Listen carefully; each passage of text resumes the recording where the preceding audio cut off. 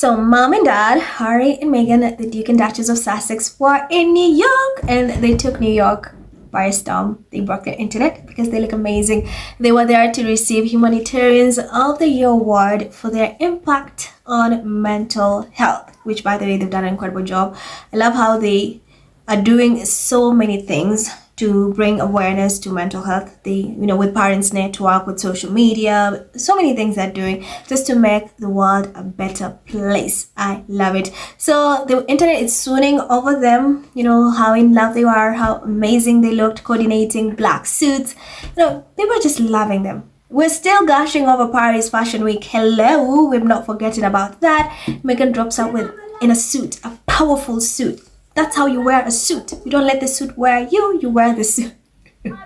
So many people are saying that, and that's a job to someone else who lets the suit wear her. You know that person from Salty Island? I'm not going to mention that. But here's the thing, is the fact that Harry and Meghan have the power. I think it's time they pay Harry and Meghan, because the power they have to bring these lazy grifters to work is insane. It's so bizarre. So it was announced a couple of weeks ago that Harry and Meghan will be in New York to get the Humanitarian of the Year award. And tell me why all of a sudden William, Carl Miller, Charles, Mumbles are outside on the same day.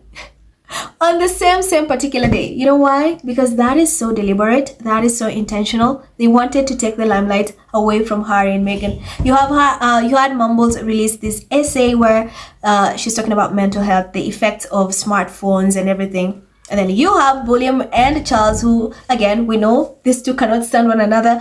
But for PR purposes, they presented a united front, which was still awkward. They were at a climate event or whatever. And yeah, very, very intentional. Magically, after back and forth on the internet about how they're not close, how they hate each other, and how William is pissed that Charles met with Harry when Harry was in UK, then magically they're presenting a united front, trying to tell the public we are close, we are good. I see, and people were not buying it. And then again, you had Mumbles who stepped out for Oxford about early childhood. They did so much around Harry and Meghan. And guess what? Harry and Meghan still are dominating headlines. They're dominating UK searches as I'm making this video because of their appearance. And of course, still Fashion Week, Paris Fashion Week. People are still talking about it. So it's so despicable. It's so desperate how the royal family likes riding off Harry and Meghan's coattails. The way they are rattled with their power, with the way they're rattled, because they know every time they're outside, no one's going to talk about them. So they wanted to include themselves in everything that Harry and Meghan have going on, because that's the only way they're going to get comparisons.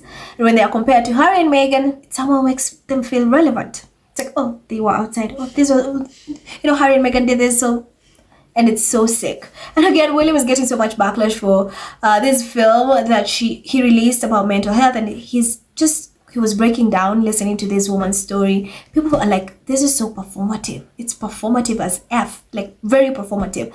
But like, William, you need to sit this one out. You're not a worthy advocate when it comes to mental health, because you are the biggest bully. You drove your brother out of UK. You drove your sister-in-law out of UK. You are behind the smear campaign. The abuse they endure every single day from the UK media, you are the one behind it. You benefit from it. And you're out here crying. What have you done to put an end to Harry and Meghan's smear campaign, to the attacks they receive? When when Meghan came forward and opened up about the mental health issues that she faced, to a point she was contemplating unaliving herself, where were you? You guys made fun. The UK media made fun of that. But no, now it's William. William cares. William gets emotional. And again, I think a lot of people are pissed with the fact that the UK media is running it like instead of putting the spotlight on the ladies' story, because it's World Mental Health Day, they've put focus on William, how William was emotional, how William was crying, how William could not believe this. It's like, and that's why people are like, this is a paid PR, and it's honestly so sad. It's so sad. That is so wrong, because this woman came forward to tell her story, and again, they're giving credit and props to William as always.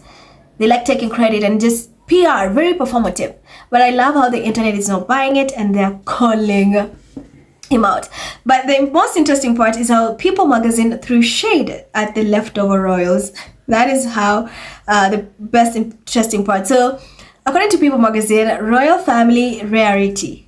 You have Meghan Sussex, Prince Harry, Kate Middleton, Prince William, King Charles, and Queen Camilla all step out on same day. And I love how people are like, oh, so they knew the most important one. They started with Meghan Sussex and then Prince Harry. And then there are other leftover royals. And they acknowledge it's rare. You never...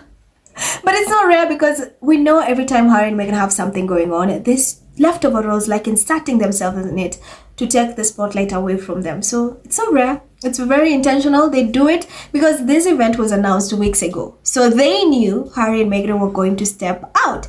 And then they decided to center whatever they had going on last minute around Harry and Meghan's Humanitarian Award event. And it's so desperate. It's so disgusting. But again, they are, that's who they are. That is who they are. So People magazine, people are like, oh, People magazine, we see what you're doing. Yeah, and they love how they started with the most important, most popular royals, and that is Meghan, Sussex, and Prince Harry. And of course, you had a bunch of the derangers not happy about that. They're like, no, why did you start with Meghan and Harry? You could have started with the king. It's very rude. It's very disrespectful. Or why did you not address Kate with a proper title? It's like, get out of here. No one cares about mumbles. No one cares. They know the most important ones because they are the ones making headlines, because they are the ones dominating headlines, not your faves who, despite multiple attempts to try to upstage Harry and Meghan, they failed. It backfired. Harry and Meghan are everywhere. Where are your faves? Where are your faves? You don't see them. So how dare you tell them to change? I mean, People magazine know who the most important royals are. Say what you want to say, but they know. So guys, here are some of the comments in relation to that. Glow says, but when Prince Harry and Duchess Meghan don't pre-announce their engagement or event, it's ghost town for the other royals. They are in their palaces. Who would have thought it will be the independently financed non-working royal Sussexes that make the royals get up and move for a bit of PR hijacking? Sussex Soldier says they do that so that they can ride on Prince Harry's and Meghan's coattails. Kay says, People magazine throwing shade. This is a royal family rarity. Only Harry and Meghan have the power to make the senior royals pick up the pace. They are practically galloping here.